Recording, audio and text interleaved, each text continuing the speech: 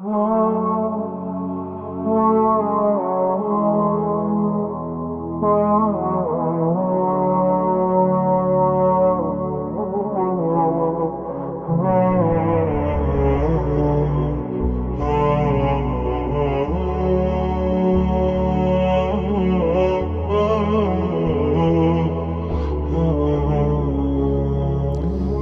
الله الرحمن الرحيم. الحمد لله والصلاة والسلام على رسول الله محمد وعلى آله وصحبه ومن والاه. ربنا لا تزغ قلوبنا بعد إذ هديتنا وهب لنا من لدنك رحمة إنك أنت الوهاب. اللهم اجعل أعمالنا هذا خالصا لوجهك العظيم ولا تجعل لأحد فيه منه شيئا يا أكرم الأكرمين. خۆشەویستان و بەڕێزان، لا زنجيري دەیەم لا وانەکانی تەفسیری سوورەتی ئەلکەهف بە خزمەت ئێوەی بەڕێز و خۆشەویست دەگەینەوە.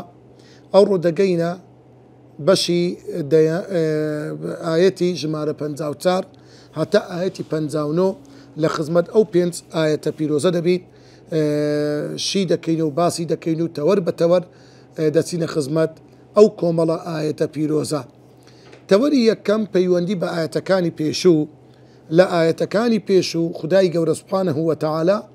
باسی بوونەوەری کرد و لە ئاسمانەکان و لە چیاکان و لە زەوی و هەر هەمووی کە لە ناو دەچن لە ڕۆژی قیامەتێ هەر هیچی نامینێ، هەمووی لە ناو دەچن. خوای گەورە ئەو دنیای لە بەین دەبا، نامینێ، دەفەوتێ. دنیایش تر دادێ کە پێی دەوترە ڕۆژی دوایی، ڕۆژی قیامەت، بۆ لێپرسینە و لێپێچینەوەی مرۆڤەکانە. لەو چەند ئەوە لە دەروانەی پێشخوای گەورە باسی ئەو بابەتەی کرد کە دنیا دەفەوتێ و ڕۆژی دوایی دادێ لۆ لێپرسینەوەی مرۆڤەکان. لەو چەند ئاەتەی ئێستا ئێمە دەچینە خزمەتیان، خوای گەورە باسی بەرنامە و دەستوری پیرۆزی خۆی دەکات کە قورئانی پیرۆزە و ئەرچی پێغەمبەران بەگشتی و پێغەمبەری ئێمە محەممەد مستەفا صلی الله عليه وسلم باز دەکات و باسی تۆڵە و سزای خۆی دەکا لۆ ئەو کەسانەی پشت دەکەن لە بەرنامەی خوا، پشت دەکەن لە ڕێگا و ڕێبازی پێغەمبەرانی خوددا سەڵات و سەلامی خوای گەورەیان لەسەر بێ. تەوەری دووەم مانای وشەکان، وشەی سەڕەفنا شێوەهێنانەوە، سونەت الئەوەلین دابوونەریتی پێشینان واتە لە سزادانی ئومەتەکانی پێشوو، قوبولا ڕوبەڕوو بە چاو بینین، لیودحیضوا تا پوچەڵ بکاتەوە یان پوچەڵکردنەوە، هوزووە گاڵتەجاڕی، ئەکینە دەرخونە پەردە، وەقڕە گوێگران کەڕ، یوئاخیذهم بیانگرێ تۆڵە و سزایان بدات، مەوئیلە پەناگە دەروازە، لیمەهلیکیهم بۆ لە ناوبردن یان فەوتاندنیان. تەوەری سێم دەینە خزمەت تەفسیری ئاەتەکان و لێکدانەوەیان بەوردی. خوای گەورە سوبحانەهو وتەعالا دەفەرموێ وەلەقەد صەڕەفنا في هذا القرآن للناس من كل مثل وكان الإنسان أكثر شيء جدلا. خوای گەورە لێرە دەفەرمێ وەلەقەد، واوەکە واوی عاتیفەیە، لام پێی دەوتە لامی قەسەم، واتە سوێن بە ذاتی پیرۆز و گەورەیی خۆم. قەد حرف لە بۆ تەحقیقە کە چوویتە سە فعلی ماضی، لە بۆ تەئکیدکردنەوەیە، واتە سوێن بە ذاتی گەورەیی و عەظەمەتی خۆم. بە تەئکید و بە بێگومان سەڕەفنا،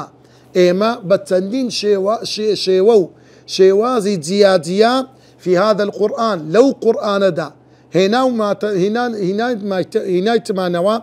للناس لە بۆ تێگەڕای خەڵکی. چمان هێنایتەوە؟ من كل مثل، لە هەموو جۆرە نمونەیەک، لە هەموو بابەتێک نمونەمان هێنایتەوە لۆی خەڵکەکان تێبگەن. لێرەدا خوای گەورە سوبحانەهو وتەعالا دەفەرمێ وەلەقەد صەڕەفنا. کەلیمەی سەڕەفە معنەتە لە زمانی عەرەبی. کەلیمەی سەڕف لە زمانی عەرەبی یعنی ئاڵ و گۆڕکردن، گۆڕانکاریکردن لە شتێک بە چەند شێوازێکی جیاجیا لە بۆ چەند مەبەستێکی دیاری کراو. مەسەڵەن لۆ نمونە ئێستا علمی سەڕف لە زمانی عەرەبی زانستێکی سەر بەخۆیە، یەک زانستی سەر بەخۆ بەشێک لە زمانی عەرەبی بابەتی صرفە کە پێی دەوترێ وشەسازی واتە یەک وشەت هەیە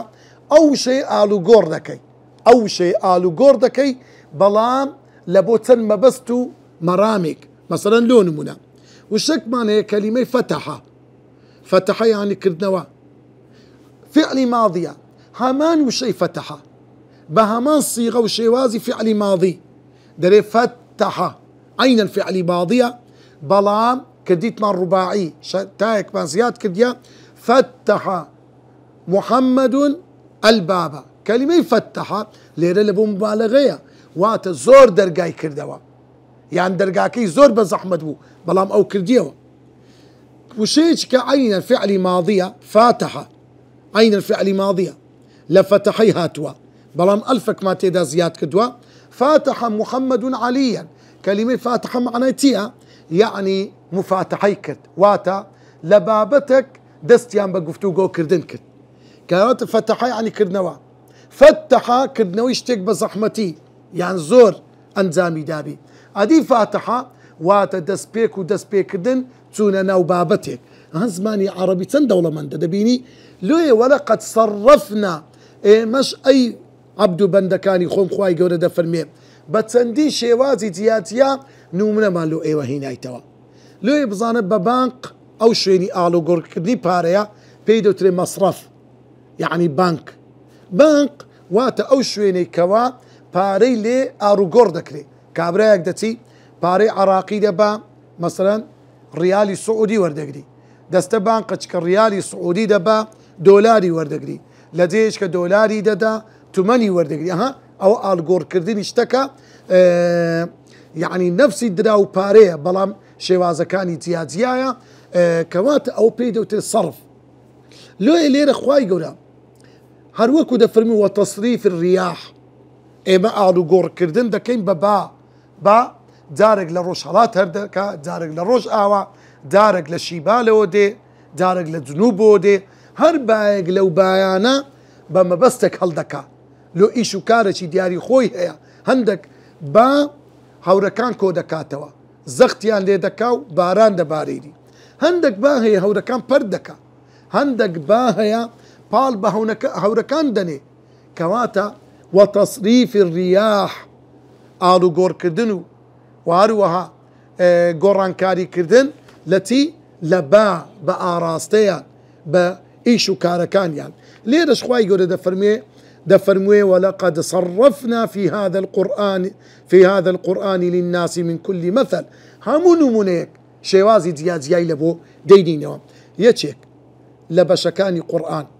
کە بەڕاستی تام و چێژێکی زۆری هەیە خەڵک زۆر بە ئاسانی لە بابەتەکان دەکات بابەتی نمونە هینانەوەیە کە خوای گەورە لە قورئان زۆر گرنگی پێداوە لێ خوای گەورە لە قورئان دەفەرمێ إن الله لا يستحيي أن يضرب مثلا ما بعوضة فما فوقها خوای گەورە شەرمی پێ نییە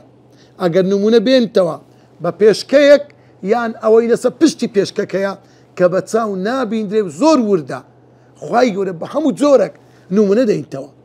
لێیە بزانە خوای گەورە كذلك يضرب الله الأمثال خوای گەورە بەو شێوەیە نمونە دەینتەوە بەشتە گەورەکان بەشتە بچووکەکان بەشتە بینراوەکان لەوەی کەوا ئینسان تێبگاتن لێ باشتریشت لۆ ئەوەی ئینسان لە شتەکان تێبگا نمونەیە هێنانەوەی نمونەیە اینجا خوای گەورە دەفەرمێ وەکانە الئینسان ئەکثەڕ شەیء جەدەلا بەڕاستی بە طبیعەتی مرۆڤ لە طبیعەتی خۆیدا ئەکثەڕ شەیء لە هەموو شتێک زیاتر لە دروستکراوەکانی خوای گەورە عازی لە دەمەقاڵەیە عازی لە ڕۆچوون و چوونە ناو هەندێک بابەتە کە عیلمی پێی نییە کەلیمەی جیدال یعنی جەدەل معنێت یعنی گفتوگۆکردن لە بابەتێک کە پێویستی پێ نییە یان قسەکردن لە بابەتێک کە کابرا زانیاری لێ نییە لێ کەلیمەی جیدال زۆر خراپە بەڕاستی ئینسانە تا دەکرێت لە مجادلە لە جیدال خۆی بە دوور بگری مەگەر ئێستا ئەمە مەسەڵەن مناقەشەمان هەیە محاوەڕەمان هەیە مجادلەمان هەیە وایە محاوەڕە گفتوگۆیە و قسەکردنە دوو کەس لۆ قەنەعەت پێهینانی کەسێک مناقەشە ئەوەیە کەسێک نیقاش لێ دەکا گفتوگۆیەک دەکە لەسەر بابەتە چی مجادلەش دوو کەسە دەکەونە بەر یەکتر لۆ ئەوەی کەوا شتێکی پێ ناحەقە دەوی بیکاتە حەق وەکو ئەوەی کە خاتوو کە لە سوورەتی مجادلە خوای گەورە سوورەتێکی ناوناوە بە سوورەتی مجادلە یان سوورەتی مجادلە بە ناوی ئەو ئافرەتەی کە هاتە خزمەت پێغەمبەری خوا صلی الله علیه وسلم کاتێک کە پیاوەکەی ظیهاری لەگە کرد بوو ئیلحاحی دەکرد پێداگری دەکرد کە پێغەمبەری خوا حکمەکی لێ بدا پێغەمبەری خوا هیچی لێ بەدەست نەبوو چاوەڕوانی کە تا ئاەت دابەزی کە ئاەتی ظیهار دابەزی سوورەتی مجادلە سەرەتایەکەی اینجا وەڵامی داوە کەواتە لێ کە وەکانە الئینسان ئەکثەڕ شەیئین جەدەلە بەڕاستی مرۆڤ هەمیشە و بەردەوام زۆر لە هەموو شتێک زیاتر دەمەقاڵە دەکات حەزی لە دەمەقاڵەیە حەزی لە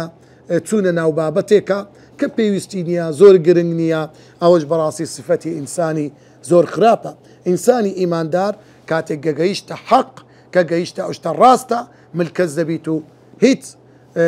کێشە و گروفتێک دروست ناکات لە ئاەتی دواتر خوای گەورە سوبحانەه وتەعالا دەفەرموێ ئاەتی ژمارە 55 وما منع الناس أن يؤمنوا إذ جاءهم الهدى هیچ شتێک ڕێگر نەبوو لە خەڵکی ئەن یؤمنوا کە باوەڕ بێنن إذ جاءهم الهدى لەو کاتێک کە پەیامی خوا هات لەو کاتێک کەوا هیدایەتی خوای گەورە گەیشت بە بەشەر و مرۆڤەکان ويستغفروا ربهم وهیچ شتێک بربەست و ڕێگر نەبوو لەو ئینسانانە کە داوای تەوبە و استغفار بکەن لە خوای گەورە سبحانه وتعالى وما منع الناس أن يؤمنوا إذ جاءهم الهدى ويستغفروا ربهم إلا أن تأتيهم سنة الأولين أو يأتيهم العذاب قبلا تشتك ريقربو لوي أوان وما منع الناس أن يؤمنوا إذ جاءهم الهدى واتشتك ريقر نبو لمرو فكان رقد غين ذكردن لو كاتي كوا إما باور بينا إذ جاءهم الهدى لو كاتي كوا رين منيان بوهات وداوي اللي خوشون بكن لخواي قول سبحانه وتعالى تشتك ريقربو لوان تنها أو بكوا أو إلا أن تأتيهم سنة الأولين تنها أويك بصرنا وكاني بيشهات سنة الأولين تبو واتا أو عادة دق خرابيك خل كاني بيشو نتوقع لكاني بيشو دقيان بيوقر تبو لتي لعنادي للاملي لبيباوري وكو قوم نوح وكو قوم عاد وكو قوم صالح وكو قوم ثمود وكو قوم يونس أنا يعني سبحان الله يعني بيداقني عندك لسا كفري خويان لسا بيباوري خويان لسا بدبرستي خويان دجايتي بيغمبري عندك صلى الله عليه وسلم بويا بردوان بون لسا أو ربازا بوغني خويان لسا أو كفري خويان إيمانيا نينا دواي أو حقيا لوهات بيغمبري يان لوهات لخودي خويان ديان ناسي شارزاي بون زياتر لشارزا بوري كرو من دالكاني خويانو باوشي خويان أو دعيناديان كد أو حتى مردن حتى عذابي خواي قوريان قيشتي أو يأتيهم العذاب قبلا يعني تا أو كاتي كوا عذابي خواي قوريان لبوهات برويان بيوا بتساوي خويان عذابي خواي قوريان بيني لو كاتدا ويستيان توبة واستغفار بكان بلان بيرا نقيشت نينطاني إيمان بينن نينطاني استغفار بكان لوي لدستيانسو كواتا أوي ريقري أوي بكاوان إيمان بينن عينادي ولا مليا كامبو إنكاري كدنا كيامبو كلا الرقيب كلا الشقية كيامبو بوي عاقبته مصيديان بوي روي بس زاي بوس زاو غضبي خواي يقول لنا وبت إنزا نطوان الإيمان بين يانك أو كاتك إيمان دين وكو فرعون إيمانك استفادين لو يا خواي يقول فرموي الآن آمنت وقد عصيت استاتوا إيمان ديني وقد عصيت أوهم عمر دود دريجي سر بيتي خواي قولتك سبحانه وتعالى سر بيتي موسى بيغمبرتك استا إيمان ديني استا وقت إيمان نما روي تواو عذابي خوات قيشتي يعني لو كاتيكا روح دكات قرقراقا يعني لو كاتيكا روج لروج هلاتوا روج لروج آوا وهلدي لو كاتدا إنسان بهزرا ناقا توبيلي قبول ناكري لو إنسان ده براسي أو آيات أو ما بيدري هەمیشە و ئینسان خۆی بپارێزی دوایە وا دەکەم هێشتان گەنجم تۆ هێشتا مایتم لە بۆ تو بەی نا هەمیشە و بەردەوام پەلە بکە لە ئیشی خێر وسابقوا إلى مغفرة من ربكم وسابقوا إلى مغفرة من ربكم وجنة عرضها السماوات والأرض خواهي قورد فرمي والسابقون السابقون خواهي قورد فرمي وفي ذلك فليتنافس المتنافسون بيغنبري خواج دفرمي هلك المتسوفون بهلاكسون أواني درين سوف أفعل كذا سوف أفعل كذا دمرن بهزراناكن خوا بناما بدا إنجا خواهي قورد فرمي لآية 56 وما نرسل المرسلين إلا مبشرين ومنذرين إما هيز بيغنبرك لبيغنبران من نناردوا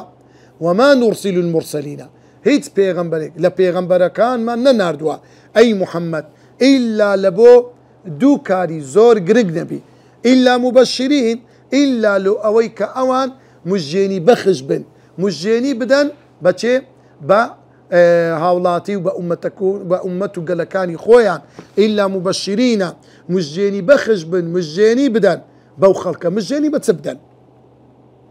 بإيمان بخوا ببختوري دنيا وقيامات ببهشتي برانو بريني خوا أو مجيني خوشيانا بدن بأمتكاني خويا مجيني بوي بدن براتي جيان لجير سيبري إيمان بإيمان وجيان براسي أمانة براسي جيانك خوشا براسي دلنوايو آسوديو جيانك بر لبختوري وكامرانية بلام جياني بإيمان بر لزحمتي لناخوشي لدردسري لعذاب هم للدنيا هم لقيامت لوي أو أنا مش جيني بخجبون هم لدنيا هم لبو قيامته ومنذرين وترسينر بونا هرشكار بونا لشي لكافركان لواني منافقا لواني كافر بباورن بيغمبران هاتون انذاريان بكن كلمة انذار واتا آقادار كدنو نصيحة كدني خلطشك بلام ترسي لقردايا بيان دلي كاتك ايو ايمان ناينن كاتك ايو دور روي هدب جيرن ايو عاقبتنا زور خراب دبي لدنيا جيانا پر لناسوري لناخوشي لزحمتي بسر دبن لقيامتش عذابي ناو قبر قيامتان تجدبي دخرين ناو دوزخ بو اوهم ناخوشي هل دبجن هل دبجيرن لكاتك دا اوهم نازو نعمتي خواهيا لو بيغمبران هاتون لو دو وظيفي زور قرن يكم مجيني بخشبن مجيني بخشبونا دوام آقادار كرو ترسينري قلكاني خويان بونا لو هي رزقاريان بكن لو هي كردواري قصتي زور زوانية دلي دلت خوش نبي كيف تبويني كبيت بيدكري بلام دل خوش ببوي كوا ددقرييني تكا او قرياني استا لو بختوري داهاتوتا لويا باوشك نصيحتي كورا كيدكا دري كورم بخينا يان دايتشيك نصيحتي مالو من دالا كيدكا كورم بخينا ايشي تاق بكان اشتكان زحمته لسدلي من دالا كان يان داري بابكك شقق لمن دالا كيدا فرميسك بتاي من دالا كيدا تخواري او فرميسكا او شقا او اشجانا لو او يكوا هم جيان بر لخوشي كامراني بتن رولا جيان قلد الطلبة ويجادل الذين كفروا بالباطل بلا او بباورادا كافر كان مجادلو دمقالدكن بنا حق ببيع علم بالباطل ببطالي يعني ببيعوي اشتكي الروايان لكن بيتن بيغمبران كدين خلشي آقادار دكنوا حقيان بيا بيامي خواي قوريان بيا بلام أهلي باطل هشتكيان بينيا لويا أوان ويجادل الذين كفروا بالباطل بدا حق ببطالي بدستي بطال بدلي بطال بمشي خالي هيتيان بينيا دين روبروي أو بيغمبران دبنوا قفتو قودا كان يعني لقد إيمان داري راستقينا لو تقدم قال دكان ليدحضوا به الحق ليبطلوا به الحق واتا لو بوتصل كدنوو بطال كدنوي حقي بيغمبران صلاة والسلام إخواننا سلبين بريزان أو كساني كدين روبروي حق رادوسن دزان الحق تيا خواي قول الآيات كاني بيشو فرموي وقل الحق من ربكم حق خواي قوريا وحق لطرفي خواويا حق كلامي خوايا حق بيامي خواي قوريا تخواشتك سرتاكيو پەیوەست بی بە ذاتی ئەڵڵاه چ کەسێک دەرەقەتی دێ چ کەسێک دەتوانی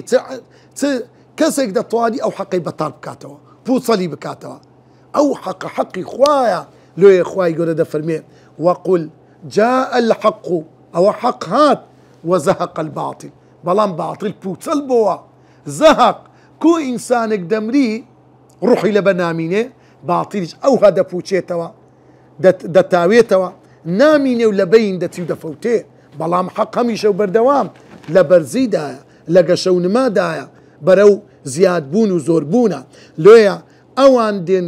دەمەقاڵە دەکەن لەگەڵ پێغەمبەران لەگەڵ ئیمانداران بۆی حەقەکەی ئەوان بەتاڵ بکەنەوە پوچەلی بکەنەوە بەڵام پێیان دەکرێ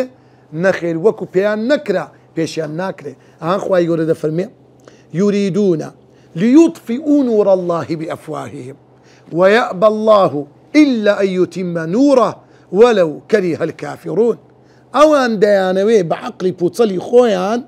نوری خوای گەورە بکوژێننەوە بە فووی دەمی خۆیان وەکەوەی کەسێک بەرامبەر ڕۆژڕا بۆستی فووی لێ بکە ساردی بکاتەوە یان دووری بخاتەوە ئەو شتێکی بەحاڵە لێیە ويأبى الله خوای گەورە بڕیاری دایە خوای گەورە ڕازی نییە ئیلا دەبی بڕیاری خوا بێتە جێ ئەن یوتیمە نورە دەبی نوری خوا ئەو حەقە ئەو دینە ئیلا بەرز بیتەوە بەدەر بکەوی و ئاشکرا بیتن تەواو بیتن ئەو نورەی خوا وەلەو کەریهە الکافرون لێ لێرە خوای گەورە کە دەفەرمێ ويجادل الذين كفروا بالباطل ليدحضوا به الحق واتخذوا آياتي أو بباورانا آيات كاني من يان خواي قورة دفرمي تيان ليكت وما أنذروا وأوهر شاني كلا آيات كاني قرآن دابو كبيغمران بياني الراقيان هزوا تيان ليكت چۆن ڕوبەڕووی بوونەوە بە گاڵتەجاری بە هەڵەشەکاری بە نەزانی و نەفامی خۆیان گاڵتەیان پێ دەکرد باوەڕیان پێ نەبوو حتا ئەو کاتێکەوە لە بەین چوون و لە ناو چوون و بە شەرمەزاری و بە ڕوڕەشی گەیشتنەوە خزمەت خوای گەورە سبحانه وتعالى لە ئاەتی 57 خوای گەورە دەفەرموێ سبحانه وتعالى لە ئاەتی 57 دەفەرموێ ومن أظلم ممن ذكر بآيات ربه فأعرض عنها ونسي ما قدمت يداه ومن أظلم سكسك لو كسي استمكاتنا يعني لا أحد أظلم واتا هيت كسك لو كسي ظالم ترينيا ظالم ترين كس استمكار ترين كس لا درك ترين كس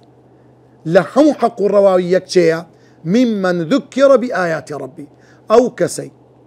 خواي ببير بهندريتوا قيامتي ببير بهندريتوا بهشت جهنمي ببير بهندريتوا بس ببير بهندر بآيات ربي كابر قصي خوينيا قصي خواي قوري لبويدك آياتي خواي لبودخين توا بلام أو لمقابلي أو آيات خينوا لمقابلي أو تذكير ببرهينانوا فأعرض عنها بشتي تيذكا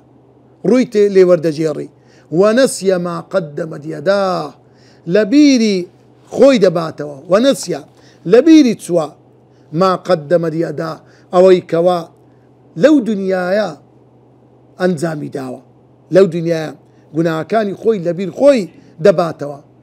يعني لبيري تسوا لو دنيا تيكرديا كأو إنسانا بيويستي بويه كوا خواي ببير بهندرتوا رحمتي خواي ببير بهندرتوا حتى توبه استغفار بك اگر كافر ايمان بيني همو اوشتانا لبير خوي دباتوا طبيعتي انسان واعي براني بريزم سبحان الله انسان بزانه تمشابك اجا عمري نهت صار بي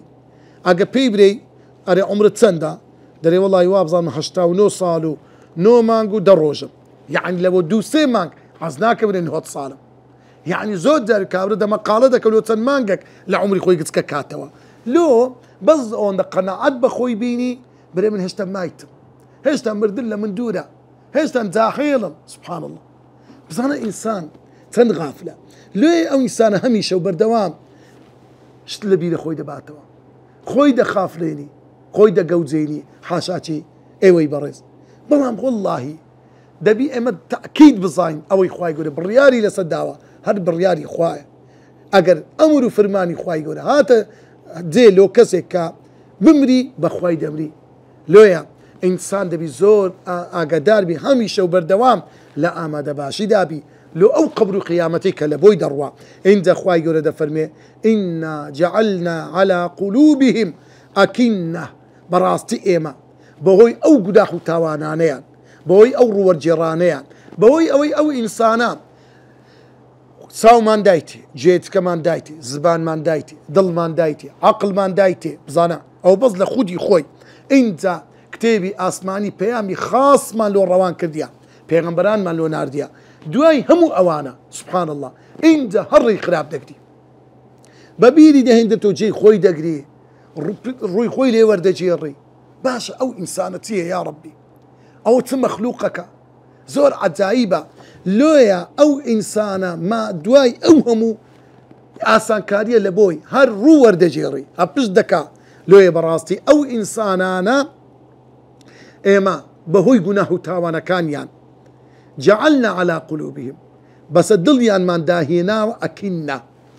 وكو قابيك بس اشتك دابدي وهرات داي بوش يام پرديك بس اشتكي بيلول بدي بشاريوا آوا دلا كان من پرده پوش كرديا لوي بهيز نوعك أوانا براستي نتوانا بقنا أو حقا التي أن يفقهوه لوي كتيب بقن لبري خوي نايوي أو إنسانا ما دام نايوي لوي أوانا شايستي أوينين بين الرئيس إيمان داران أوانا شايستي بهجنين أوانا شايستي رحمة إخواني تكا خوي نايوي ببر أو الرحمة بكوي وفي آذانهم وقرا واروها لجوسك كانيان وقر هي وقرتيا يعني جويان كربوا جيان جرامبوا وكو أوي جويش تشكتسري أو شتبوب تبرديك نطواني قصب آساني بقاتنا وجيو شتي واد بقريتن وفي آذانهم لجوتك كان ينتهي وقرا كلمة وقر واتجوي قراني جيان قرامبوا بزعمل لشتكان دقا وإن تدعوهم إلى الهدى أو كسان أقربان جيان بكي لبو هداية لبو إيمان لبو خواناسي لبو ري بيغمبران فلن يهتدوا هرجيس أوان الرين موني نابن ري حق ناقرن إذن أبدا بحيز نوعك أو ريقايا ناقرن خوي سري لخوي الشيوان ديا خوي ريقاي لخوي بزرك ديا بو خوي ضلي وتساوي همو أندا مكاني لشي خوي لكارخص لا آياتي جمارة بنزاوهشت إنت خواي يقول دفرمي أو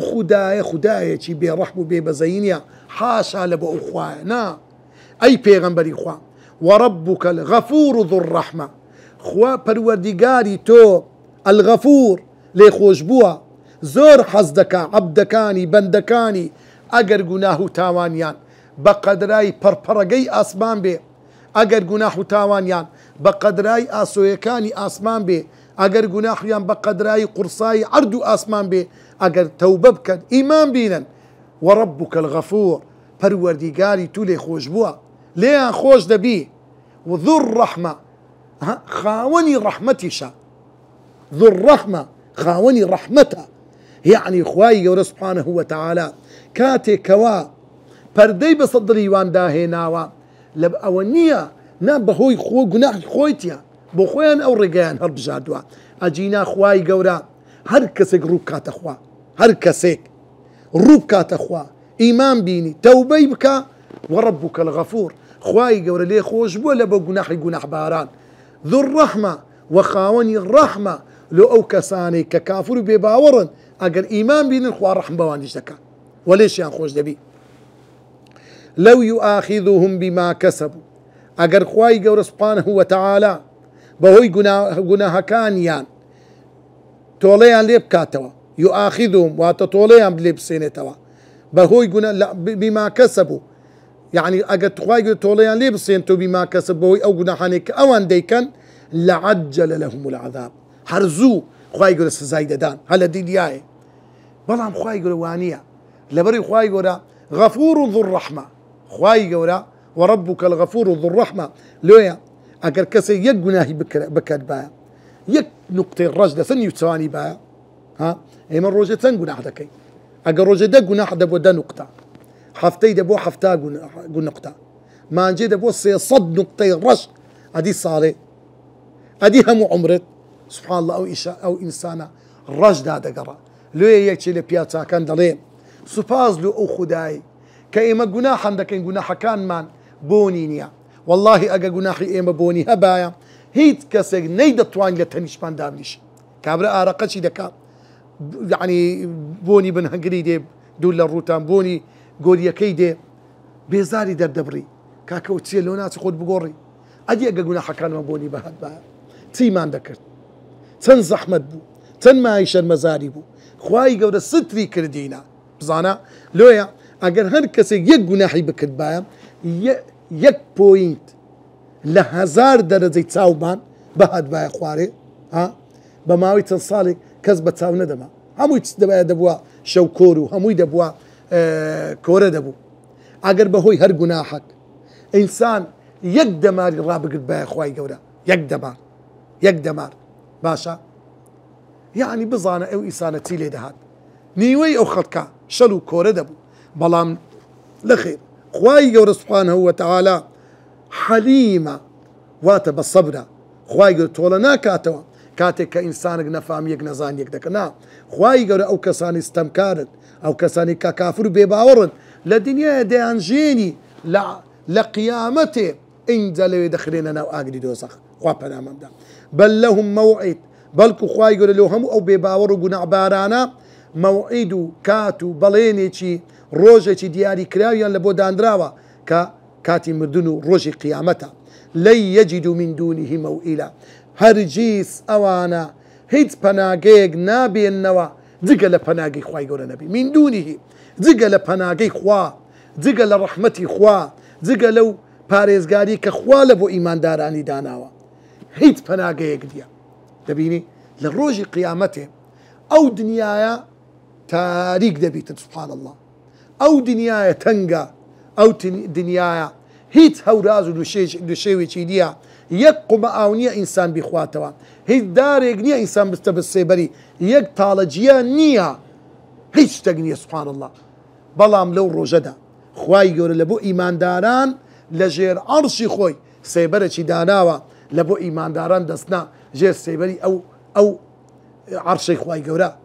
خمشيك دتن لنا لا حوزكي بيغمبر او دير دبن صلى الله عليه وسلم او لو ايمان دارانا لو خواترسانا او نعمتك زور خوايا او دروازه رحمتك خواي قوري لبو ايمان داران بلام كافر اوينيا منافق اوينيا خوا بنا ممدا لناولي تاو قري خوي نقم دبي نغرو دبي روز لتوقي سريد دا هسه برق نيا بنايد با لو تاريخي هيز روداتشي شينيا تنها ايمان دارا خواي يقول نوري شي داته هر كس بقدراي نوري خوي ريدا كاتو درواو ري حق دي بنتو برو بيغمبري خوادتي لحوزكي او دخواتوا برو بردي سرادتي لسري دي برتوا خواي يقول بقسمه مامك يا ربي عند خواي يقول ده فرمي وتلك القرى اوي باس مانكت اي بيغمبري خوا اوي باس كراوا لقراني بيروز اوا كومليكن لو قندو ديهاتو شاراني كوام اهلكناهم اي مبا هلاك ماندان اوان من فوتان لناو من بردن كيني لما ظلموا لو كاتيك ظلم مستمياك ظلم مستمي لخوياك بشرك ظلم مستميا لخلق دوكو فرعون او خلقيان دا توسان دوا مالو ثروتو سامانو داهاتو هرتي هبو دستيان بس داقرتبو حتى دستيان بس عقلي خدشي داقرتبو اوانا كظلميان كرت ايما بهلاك من بردن لناو من بردن وجعلنا لمهلكهم موعدا